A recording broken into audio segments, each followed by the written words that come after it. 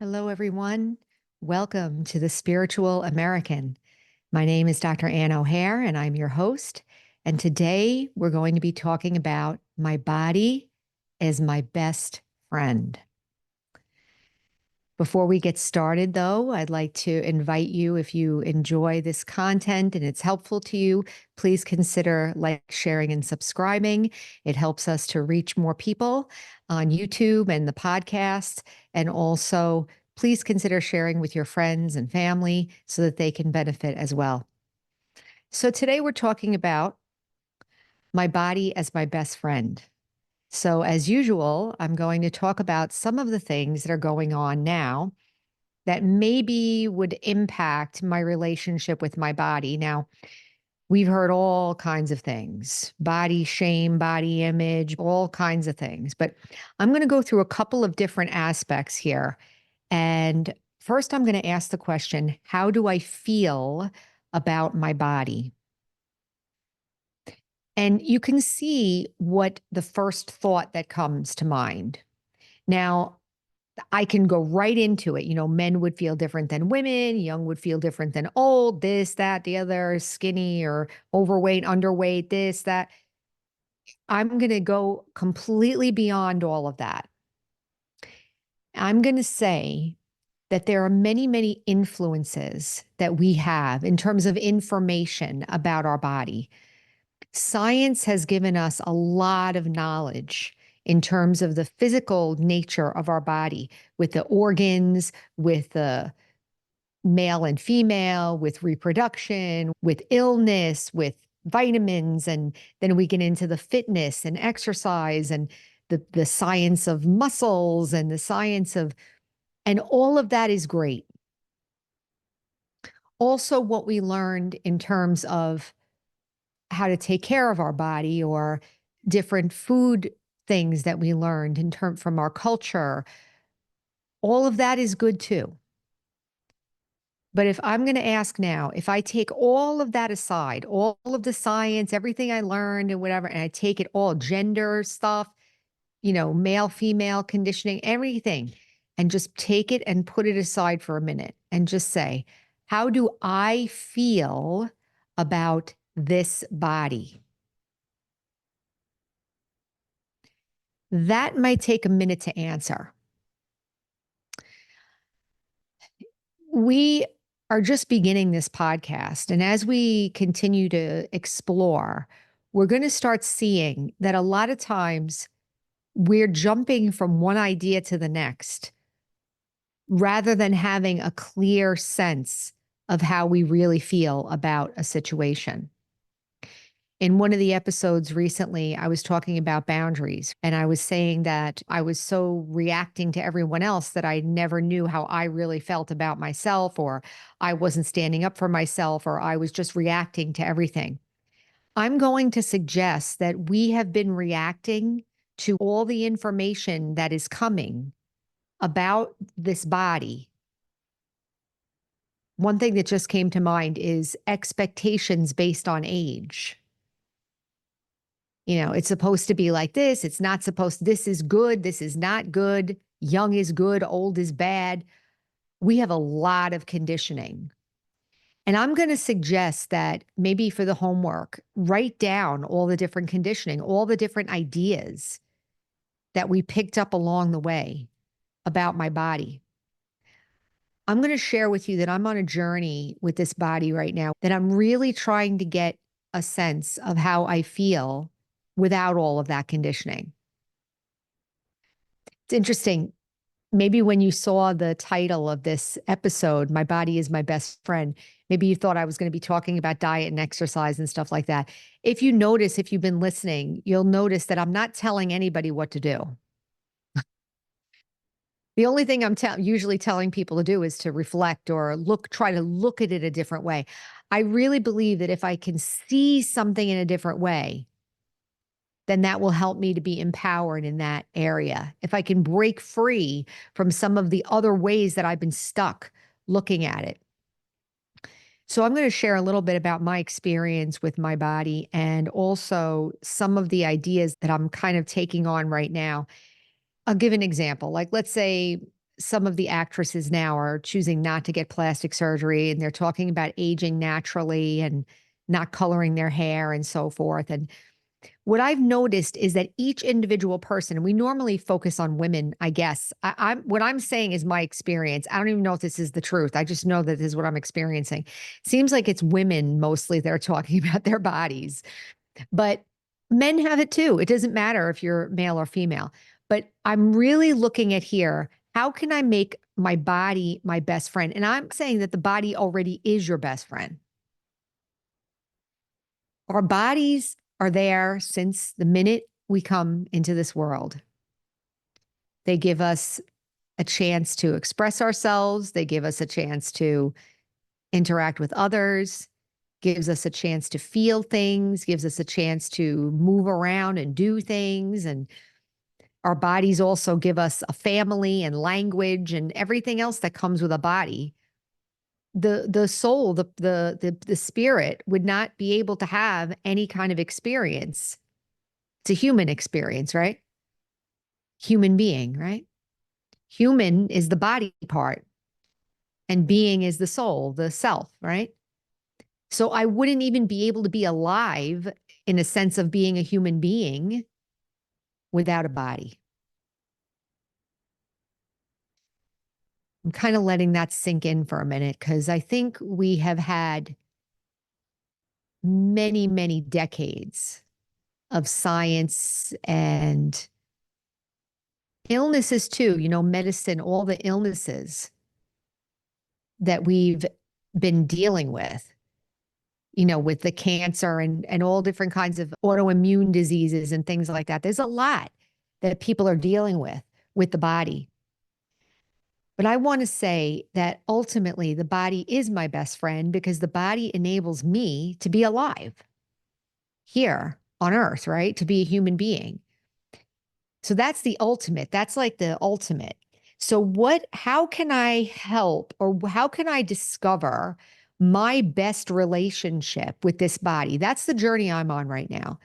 I'm trying to not listen to what me, and this doesn't mean you throw the baby out with the bathwater. It's not like, well, I'm not going to listen to science, so I'm going to eat ice cream 5 meals a day, and that's what I'm going to do. But obviously, we know that that's not. I mean, there's some reasonableness with nutrition. I mean, it's obvious that exercise is positive, right? In terms of if your aim is to stay healthy and if you aim to keep the body healthy, there are certain things that the body needs. The body needs water, the body needs rest, the body needs food, the body needs exercise, right? I mean, it's pretty simple what the body needs. What I'm suggesting is that maybe there is a possibility of having a relationship with my body where I feel like it's natural. So for instance, like when I was working on exercise, some people don't have an issue with this. I mean, I'm aware that there are certain people, like some of you that are listening, that may have no problem with food or no problem with exercise. It's possible. I know people that go to the gym and get themselves in shape, and I don't know what's going on in their mind, but they seem to have it handled on the outside. But I'm going to say that how would it be if I could have a completely free relationship with my body? Like every aspect of it is totally free, like natural. I don't even have to think about it. Food, natural. Exercise, natural. My image, body image, natural. Like total ease. Like when you're sitting with your best friend and you're just talking and, maybe sitting on a bench in a park and you're talking or something or chatting on the phone and you just feel like relaxed. Do we feel relaxed in our body? Think about it. And is it our body's fault? It's funny. I think we blame our body for our own discomfort. It's not the body's fault if I feel uncomfortable. The body works under laws, right? It's a law. It needs rest. It needs this. It needs that. There's a couple of things that it needs. How do I feel about that? Do I resist it? Do I resist the fact that I can't eat 10 gallons of ice cream a day? Or, I'm using that as an example. Or do I resent that I have to exercise every day and maybe I don't want to? Do I resent the fact that maybe my body has diseases or something going on with it? Do I resent that? Do I resist it? Do I get angry about it? Do I feel frustrated? Do I get upset about it? I have a feeling that many of us, we have an idea that our bodies are supposed to be a certain way and we're supposed to have a certain amount of health and we're supposed to have, and all these expectations, all these ideas about how it's supposed to be. And a long time ago, in one of the very first episodes, I talked about expectations. There's nothing wrong with expectations because it's just a wish, like the wish that you wish it would be this way. That's okay. There's nothing wrong with that. I think where we get into trouble is when we don't accept what is. That's when we get into trouble. Like if I say, I wish I was 20 years old again. I wish the body was 20 years old again. Well, it's okay to wish that. But if I can't accept the fact that the body is 53 now, then I'm going to come into I'm going to be very unhappy, right? So you wonder, is it the body that's making me unhappy or is it me not accepting what is? I think my opinion is that we have to have a balance between our own wishes, our own feelings, and what's actually happening. And I believe our body can help us with that because the body is going through its own scenario, right? It's going through its own aging process. It's going through its disease or wellness or whatever it's going through. We're helping, we're supporting or hindering based on our behavior, right? But did you ever hear about people who like ran 10 miles a day and did everything right and vegetarian and everything, and then they died of a heart attack at 53? I mean, the body is going to do what it's going to do. But wouldn't it be good if I could feel happy? Wouldn't it be good if I could feel natural? See if that makes sense to you. See if you can think about what if I was to give up all these ideas that I have about my body and really try to discover how I can feel good while accepting what's actually happening with the body. How can I feel good about it and work with my body? One of the things I've noticed, this is very interesting. We're so used to blaming outside things for how we feel. Like, for instance, let's say I have my back hurts or my hip hurts or something. And I could like make a big deal out of my hip hurting and I can use a lot of mental energy about it. And I can think, oh, maybe I have arthritis, maybe I got to go to the doctor, maybe I got to use supplements, whatever. I'm not saying you shouldn't do that. I'm saying all the mental energy that's being used about it. The body just has a little pain there. Okay. Body has a little bit of pain. Look and see how much of a reaction I'm having to whatever's going on with the body. Is it commensurate? Is it the right amount? How many of us are on the scale all the time? How much mental energy and emotional energy do we use about the scale, about food? The body doesn't worry about it. So we can use the body, like let's say we had a really good laid back friend. The body is like a really good laid back friend because the body's going through whatever it's going through. So can I find a way so that I feel natural with food, with exercise, can I keep working on releasing some of my negative ideas about the body, some of my controlling ideas, some of the gender-based ideas, some of the, expectations that are not based in reality? Can I begin to find a way? Like, I'll give an example. I used to say when we were talking about food with the patients and things like that, I used to say to the patients, because we talk about their diet, like maybe they have to have a better diet. Maybe they're trying to lose weight or they're diabetic or they need lower cholesterol. And I would say to them, look, start with what you like and moderate and like adjust it or moderate it. So in other words, like instead of having a chili dog and French fries and whatever, have a hamburger with a salad. So you're having some of what you like. So with our body, how can we get it so that we can start with what we actually like and then adjust it? Like exercise, for instance. Nobody's saying we have to do a certain kind of exercise. There's so many different kinds of exercise, right? Can I start with what I like? Let me start there. Maybe I can adjust it so it'll be more along the lines with what the body needs. I would say start with what feels right to you. Start with what feels natural and authentic. Start with what you can get behind emotionally. And in the beginning, maybe it won't be very clear because we're so used to thinking in different ways, like, this number on the scale or the number of calories, and then how many hours of sleep, what else does the body need? There's a bunch of things that the body needs. What about stretching? What about joint? What about aging? What about can I match? Can I match not only my expectations, like not only intellectually, but emotionally, like with my feelings? Can I say, yeah, I can feel good about this? One trap I think a lot of people get into is kind of looking in the past and saying, oh, I used to be able to do this. I used to be able to do that, and missing the benefit in what it is now. Like, for instance, I know my mom who has passed away a couple 3 years ago, but she used to be she was very intellectual, and she wasn't like 70. Let's say she was 70. She died at 72. But when she was like 70, if she forgot something, she was a very brilliant lady. But when she forgot something, it would drive her crazy. And she would forget, I can't remember that name. I can't remember that name. And she would drive herself nuts trying to remember it. And I said, Mom, who cares if you remember it or not? You don't need that name now.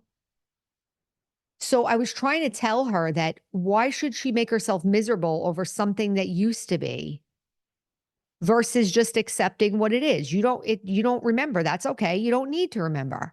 So good, natural, fine.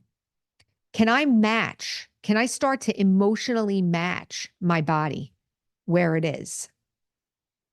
And that's not to say that if I need to lose weight for my health or if I need to do that, that's fine. That's all part of my health, right? But in terms of my overall attitude towards my body, I think that there's a way to match yourself with your body so that you feel like you're best friends. This kind of matching equal relationship. So I don't feel burdened by my body, or I don't feel upset about my body. I actually feel like, okay, I'm in cooperation with this body now. We're going to work together here.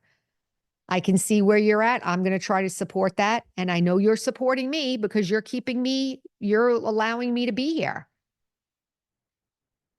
So think a little bit about that. It's a little bit different, but the main takeaway from this is to see if you can start thinking of your body as a friend, and also that your relationship with the body can be natural and easy and authentic and not so much over controlled by all those different bits of knowledge and ideas that we picked up along the way. And also let the past be the past. Like, it's okay, however the body is, like, try to accept the truth of the fact of what it is now. And I think that's kind of the key to opening up how we can feel better about it. And start with what you like and go from there so that it's authentic, right? And you can be happy. All right. So I'll leave it there for today. So until next time, remember the slogan is heal, empower, and serve. And well, usually I talk about the serve part. So let's talk about the heal part. The healing part comes when I am able to look at things differently and able to take different actions and able to have mercy and caring towards myself. Empowerment means that I'm able to do different actions than I did before in alignment with my own truth, right? And then serving is when, as I get better, I'm actually helping everybody else. So thank you all for listening. And until next time, take care.